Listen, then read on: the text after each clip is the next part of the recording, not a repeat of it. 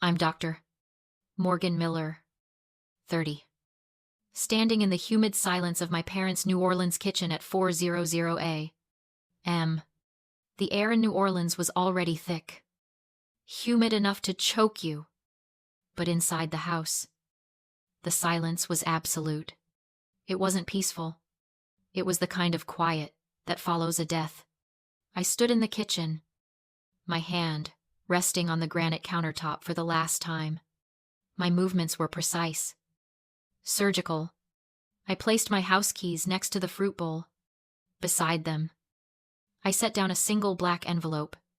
No note, no explanation. Just the legal documents that would explain everything soon enough.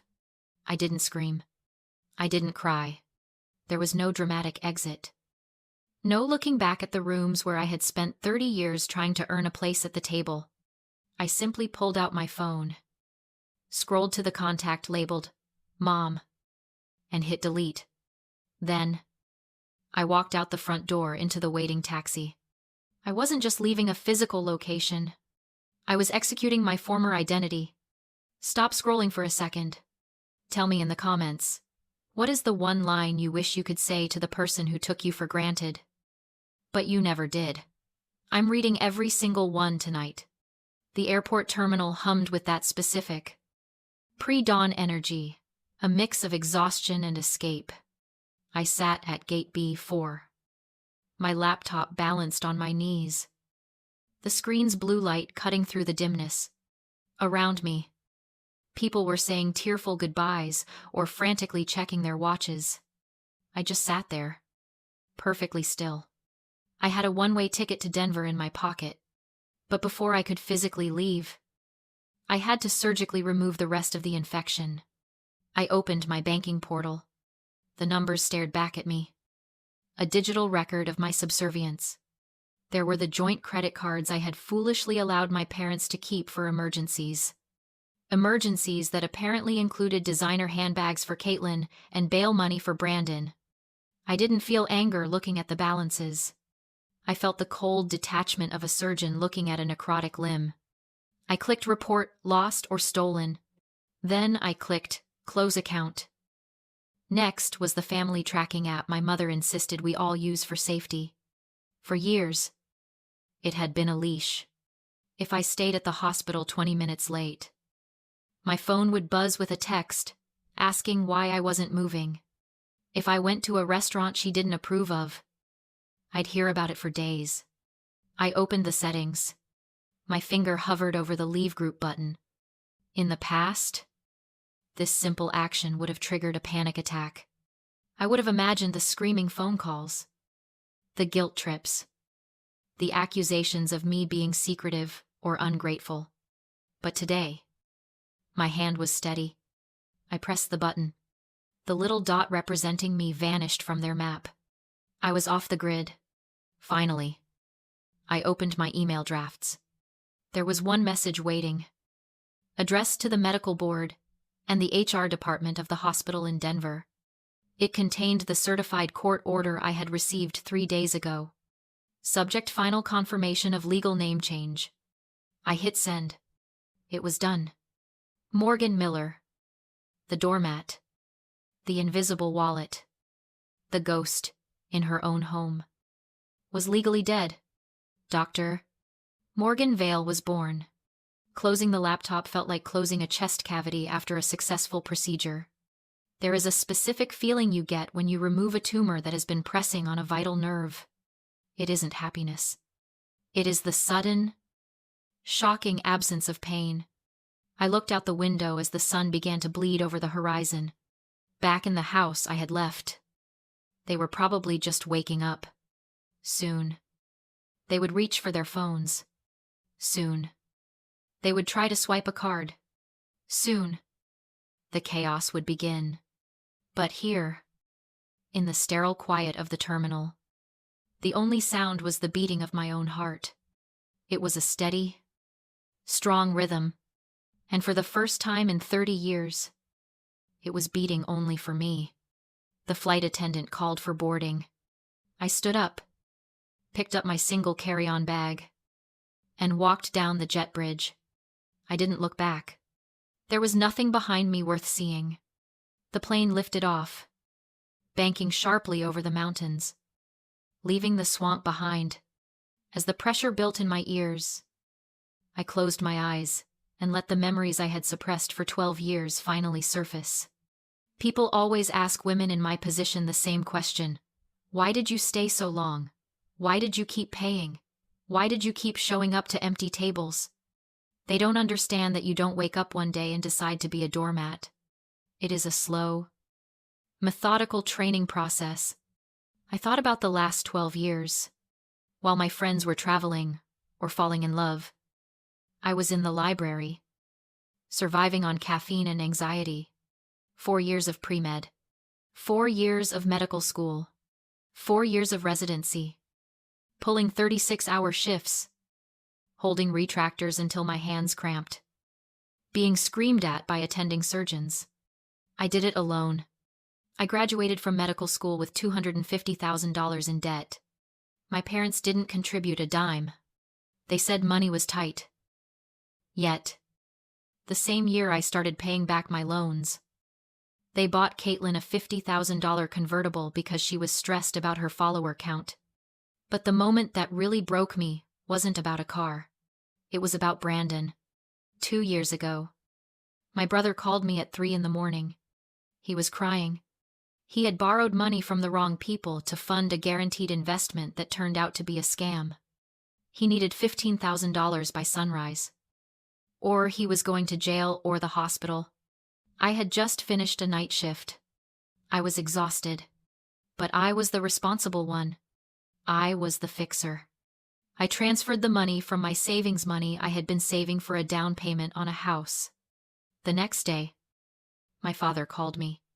He didn't say, "Thank you, Morgan." He didn't say, "I'm proud of you for saving your brother." He sighed into the phone and said, "Thank God. The Lord really looks out for this family." The Lord. Not me. Not my labor. Not the years of sacrifice that allowed me to write that check. I was just the vessel. Invisible. But even that wasn't the end. The end came last week. I had called my mother on Tuesday. My voice was shaking with excitement. Something I rarely allowed myself to feel. "Mom," I said, "I have big news. I'm graduating from my neurosurgery residency next month. I was named valedictorian. I'm giving the speech." It was the pinnacle of my career. The justification for every missed birthday and every sleepless night. I had already looked up flights for them. I had a hotel picked out. There was a pause on the line. Then my mother sighed. That familiar, heavy sound that meant I was being difficult. "Oh, Morgan, that's wonderful, honey. But that weekend really doesn't work for us." I froze. "What?" "It's Caitlin," she said, her voice brightening. She adopted that new corgi. Remember Barnaby? Well, she's throwing a gender reveal party for the puppies she's planning to breed. She's invited all her influencer friends. It's going to be a huge networking opportunity for her. We have to be there to support her. I stood there in the hospital hallway, wearing scrubs stained with someone else's blood, holding a phone that felt like a brick. "You're choosing a dog party over my graduation?" I asked. My voice was calm, but my vision was blurring. "Don't be dramatic." My father chimed in from the background. "You graduate from something every few years. Caitlin needs us right now. This is her dream." That was the moment. There is a concept in psychology called the boiling frog syndrome. If you drop a frog into boiling water, it will jump out immediately to save its life. But if you put a frog in tepid water and slowly, degree by degree, turn up the heat, the frog won't move. It will adjust its body temperature to match the water. It will normalize the heat. It will stay there, suffering in silence, until it boils to death. I realized then that I had been in that pot for 30 years. They didn't start by choosing a dog over my doctorate. They started by choosing Brandon's sports over my science fair. They started by choosing Caitlin's comfort over my needs. Degree by degree, they turned up the heat. And I adjusted. I told myself it was normal. I told myself if I just worked harder, if I just achieved more, the water would cool down. But the water never cools down. It only gets hotter.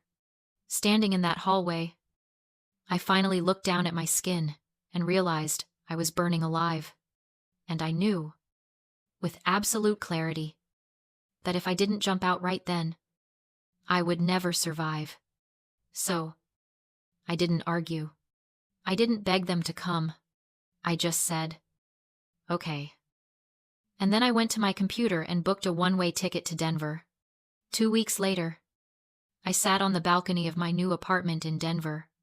The air here was thin and sharp, smelling of pine needles and snow. A violent contrast to the suffocating swamp humidity of New Orleans. It was 40 degrees outside. But for the first time in my life, I wasn't cold. I was just clean. On the small table beside my coffee sat my old phone, the burner. I had kept the number active for one reason only, to monitor the fallout. I treated it like a lab experiment. I wanted to see what happens to a parasite when you sever the host connection. For the first 10 days, it had been quiet. They assumed I was just sulking. They thought I was pulling a dramatic stunt and would come crawling back with an apology and a check in hand. Then came Saturday, the day of the gender reveal party for the dog. At 2 p.m, the screen lit up. A notification from the bank app I hadn't deleted yet. Just to watch the fireworks. Transaction declined. Corgi Couture and catering. Amount $4,500. I took a sip of my coffee. The show was starting. 3 minutes later, the phone began to buzz. It vibrated across the metal table like an angry insect. It was my mother. I didn't answer. I let it go to voicemail. Then she called again. And again. 7 times in 10 minutes. Finally, the buzzing stopped. And the voicemail icon appeared. I pressed play, listening to the audio drift out into the crisp mountain air. Morgan, her voice started sweet. That sugary tone she used when she wanted something. Honey, there must be a mistake with the card. We're at the venue. And they're saying it's declined. It's embarrassing. Sweetheart, fix it. Please. People are waiting. I didn't fix it. I watched a hawk circle the tree line. An hour later, the tone changed. Morgan. Pick up the phone. She was screaming now. Do you have any idea what you're doing? Caitlin is in the bathroom crying. You are ruining her week. How can you be so selfish? Transfer the money now. Not a single question about where I was. Not a single worry that I hadn't been home in 2 weeks. Just panic that the credit limit had finally hit 0. Then came Brandon. His text popped up at 6 p.m. Yo. Sis. Seriously, Mom says you're ghosting. I need that small loan for the investment thing we talked about. Don't be a child. Send the cash. Child. He called me. The 30-year-old man who lived in the guest house and had never paid a utility bill in his life. I scrolled through the messages, reading them with the detachment of a clinician reading a chart. It was fascinating. Really? They weren't panicked because they loved me. They weren't terrified because their daughter and sister was missing. They were panicked because their supply chain had broken. I was never a person to them. I was a utility. I was the electricity, the running water, the Wi-Fi. You don't realize how much you need the electricity until the lights go out. And when they do, you don't cry for the power plant. You just curse the darkness. I looked at the phone one last time. My father hadn't called yet. He was probably too proud, or too busy trying to smooth things over with the guests at the dog party. But he would come. He always came when his reputation was threatened. I picked up the phone and powered it down. The screen went black. I took a deep breath of the cold, clean air. In New Orleans, they were sweating and screaming and scrambling to pay a $4,000 bill for dog treats. Here in Denver, the sun was setting behind the mountains, painting the sky a bruised purple. It was the most beautiful thing I had ever seen. The escalation didn't happen with a scream. It happened with a text message at 10 in the morning on a Tuesday. I was in the scrub room at my new hospital in Denver, washing my hands for a routine laminectomy. The ritual of scrubbing is grounding for me.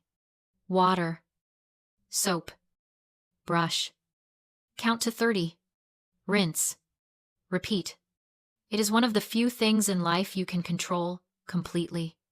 My phone buzzed on the bench. It was my father. I'm done playing games. Leah, I'm driving to the hospital. I'll be in the lobby in 20 minutes.